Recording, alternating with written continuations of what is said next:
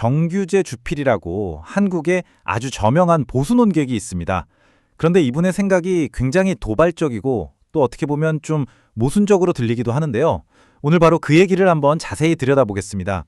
자, 바로 이 말 한마디에서 시작해보죠. 엄청난 논란을 불러일으켰던 발언인데요. 국민의힘이 파괴되기를 희망한다. 한국의 주요 보수 정당이 아예 없어졌으면 좋겠다는 정말 파격적인 이야기입니다. 아니, 도대체 왜 대표적인 보수 논객이 자기 편을 향해서 이런 말을 했을까요? 이게 바로 오늘 우리가 파헤쳐볼 핵심 질문입니다. 이렇게까지 강한 말을 쏟아낸 그 속내, 과연 뭘까요? 정규제 주필이 보기에는요. 이게 지도부 몇 명 바꾼다고 해결될 문제가 아니라는 겁니다. 문제는 훨씬 더 깊은 곳, 바로 당을 지지하는 사람들, 그 핵심 지지층에 있다고 보는 거죠. 자, 그리고 이 부분을 보면 그의 비판이 얼마나 구체적인지 알 수 있습니다. 그냥 뜬구름 잡는 소리가 아니에요. 음모론을 퍼뜨리고 과거 지도자들을 거의 신처럼 떠받들고 비판적인 학습은 전혀 없다는 거죠. 심지어 주한미군을 절대적인 상수로 여기거나 트럼프가 우리를 구해줄 거다 같은 어떻게 보면 좀 신화에 가까운 믿음을 가지고 있다는 겁니다. 정말 말을 아끼지 않죠. 이 문제에 대한 그의 결론은 이겁니다. 저런 정당은 폐기 처분되는 게 맞다. 이 한마디에서 이 정당은 더 이상 구제 불가능하다는 그의 확신이 얼마나 강한지 느껴집니다. 자, 그렇다면 자기 당은 이렇게 완전히 끝났다고 생각하는 정규제 주필이 그럼 대체 누구를 인정한다는 걸까요? 그 답이 정말 의외입니다. 놀랍게도 그가 높이 평가한 인물은 바로 진보 진영의 이재명 대표였습니다. 이 대표와 점심 식사를 한번 하고 나서는 굉장히 깊은 인상을 받았다고 하는데요. 거기서 뭔가 다른 종류의 리더십을 봤다는 거죠. 이게 바로 그가 느낀 차이점을 아주 잘 보여주는 대목입니다. 한쪽에는 나를 따르라 하는 식의 권위주의적인 리더십이 있죠. 권위로 밀어붙이고 상대를 압박하는 스타일이요. 그런데 이재명 대표의 스타일은 정반대라는 겁니다. 상대를 편안하게 만들어서 스스로 무장해제하게 만든다는 거죠. 이렇게 정치적 반대편에 있는 사람을 높이 평가하는 게 이번 한 번만이 아닙니다.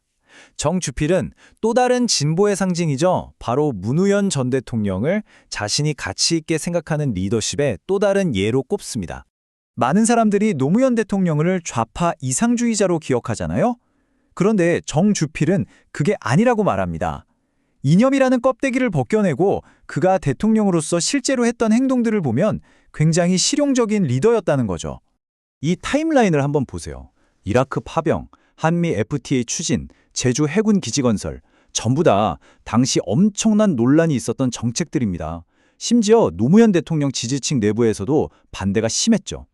그런데 보수 논객인 정규제 주필은 바로 이 정책들을 적극적으로 지지했습니다. 나는 그 노무현을 지지한다. 내가 그 노무현을 성공시키려고 온 TV 토론은 다 나갔다. 이 고백, 정말 강력하지 않나요? 이걸 보면 정주필에게 중요한 건 어느 당 소속이냐가 아니라는 걸 알 수 있습니다. 그보다는 지도자가 국가를 위해 얼마나 실용적인 기여를 하느냐, 바로 그게 핵심인 거죠. 자, 그럼 이 모든 걸 관통하는 하나의 키워드는 뭘까요? 자기 진로에 대한 비판과 반대 진영 지도자에 대한 칭찬, 이걸 하나로 묶는 생각의 끈은 바로 역사와 리더십에 대한 정주필의 핵심 철학, 즉 실용주의입니다. 그는 올바른 편에 서기라는 이론을 이야기하는데요. 이게 뭐냐면 국가의 성공이라는 게 어떤 이념적 순수성이나 신화적인 영웅 한 명 때문에 오는 게 아니라는 겁니다. 그보다는 역사적으로 이로운 흐름이 무엇인지 파악하고 실용적으로 그 편에 합류하는 데에서 온다는 거죠. 예를 들어 이승만 초대 대통령이 서구 진영과 손을 잡았던 것, 바로 이런 게 미래 성공의 발판을 마련한 실용적인 선택이었다는 겁니다. 결국 이게 핵심입니다. 정주필에게 중요한 건 어느 정당이냐가 아니에요. 과거의 영웅을 숭배하는 데 그치지 않고 실질적으로 나라를 만들어 나가는 데 헌신하는 지도자의 자세, 바로 그걸 보는 거죠. 보수 진영이 과거 지도자를 신격화한다고 비판하면서 동시에 노무현, 이재명 같은 진보 인사들의 실용적이고 미래지향적인 행동을 높이 평가하는 이유가 바로 여기에 있습니다. 자, 이 모든 이야기는 우리에게 아주 흥미로우면서도 좀 도전적인 질문을 던집니다. 이렇게 모든 게 양극화된 시대에 우리는 늘 어느 한쪽 편에 서기를 강요받잖아요. 그럴 때 우리가 결과보다는 정당에 대한 충성심을 더 중요하게 여긴다면 과연 무엇을 잃게 될까요?